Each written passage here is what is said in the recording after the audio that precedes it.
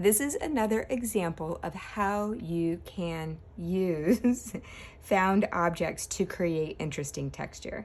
So my gel plate, I have these, oopsie, got stuck on that, twine, and I just kind of wove it back and forth so that I have a little bundle.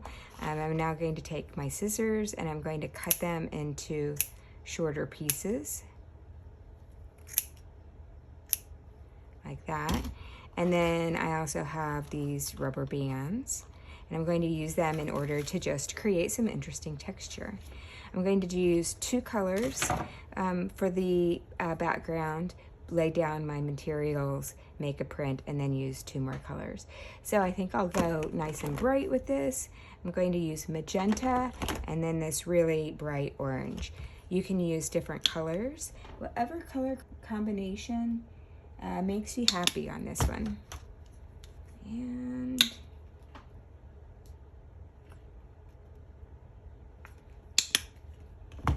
use my brayer.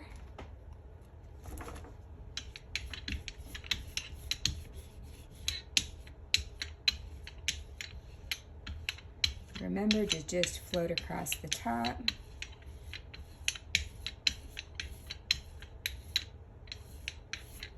All right, clean off my brayer over here.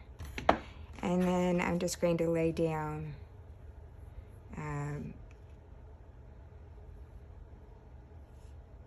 my string, not necessarily in any particular pattern. I just kind of like the idea of laying it down.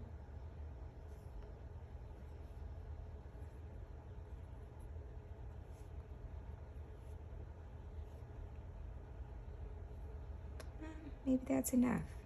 I don't know, maybe I'll use all of them. And then my rubber bands. You can be strategic with this or not. You can overlap them or not. It's kind of up to you. You do have to work kind of fast just so that you have time to make your print. And what I'm going to do is take this print that I have already done before and layer it like this.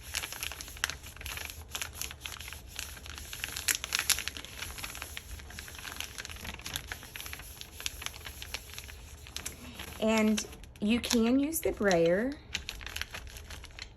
Didn't do a good job of cleaning that off. And it might be able to get down in between the pieces of string, but it might not. So I find that like using my fingers and really trying to push down between the layers of string and the layers of the rubber bands is helpful. Okay, let's see what this turns out to look like.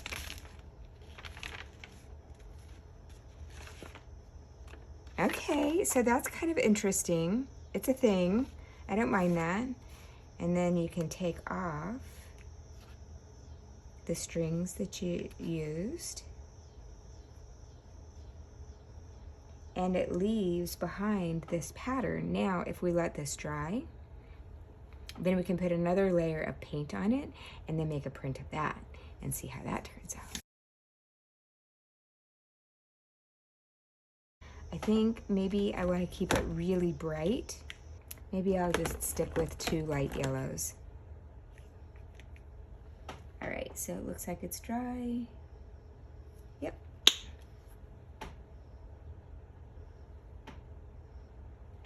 So I can put 4 dots of paint on. Use my clean brayer. I like using multiple colors, 2 colors, because the depth it creates is kind of interesting.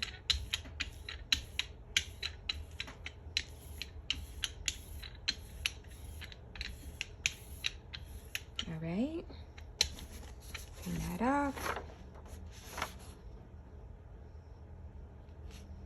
A piece of paper.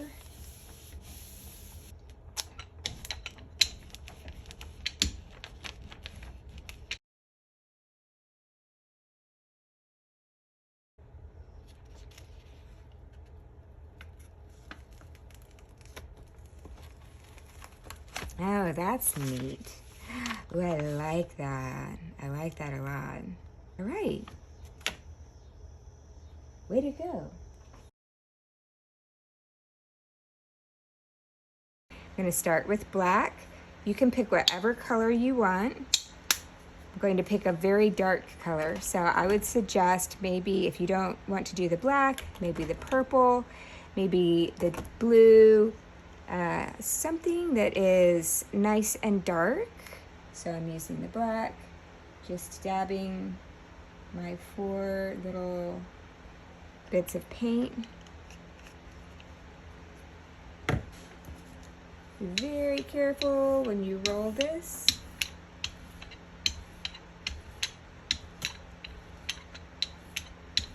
And I can tell I got a little bit too much ink on it, which means that it's going to take a little bit longer to dry.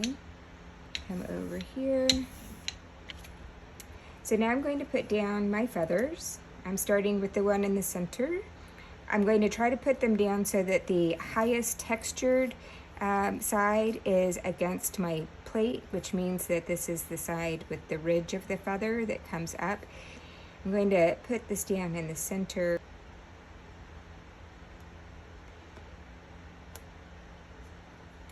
I'm going to take my paper, put it down.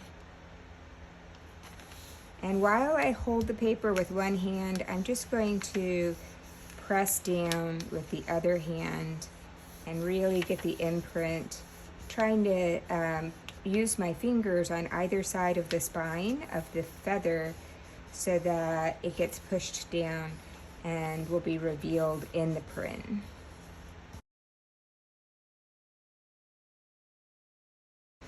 All right, I'm gonna go ahead and lift this off.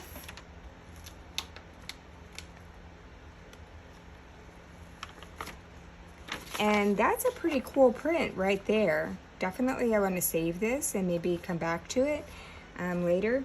And what I can do now is use the ghost images, which are the images that are left behind. Oh my gosh, that looks so cool.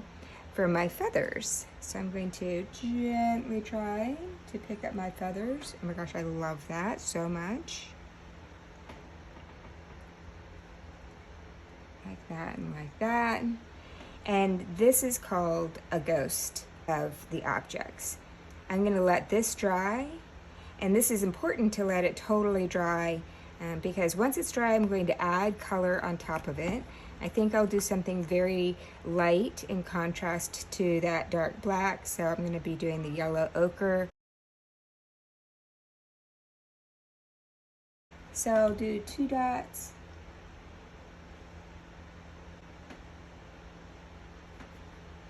Of the yellow ochre, and I'm going to use 2 dots of the yellow mid.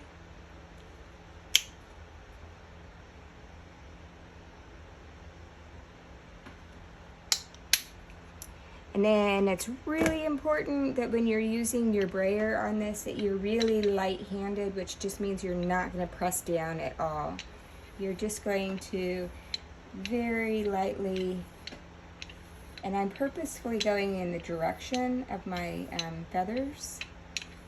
And I'm doing that because if it does smear, it'll smear in that direction and I feel like it'll look better.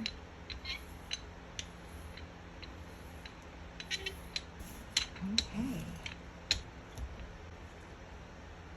Now I can take my piece of paper, lay it down, press. I can use my brayer to really make sure that I get all of the edges. Looks like I didn't quite have a clean brayer, but I think that's okay. It's just the back side of the paper, so it'll be fine. Okay. I'm going to check. Yes. Oh my gosh, I love this. Look at how cool. I love the black and the yellow. That turned out really great.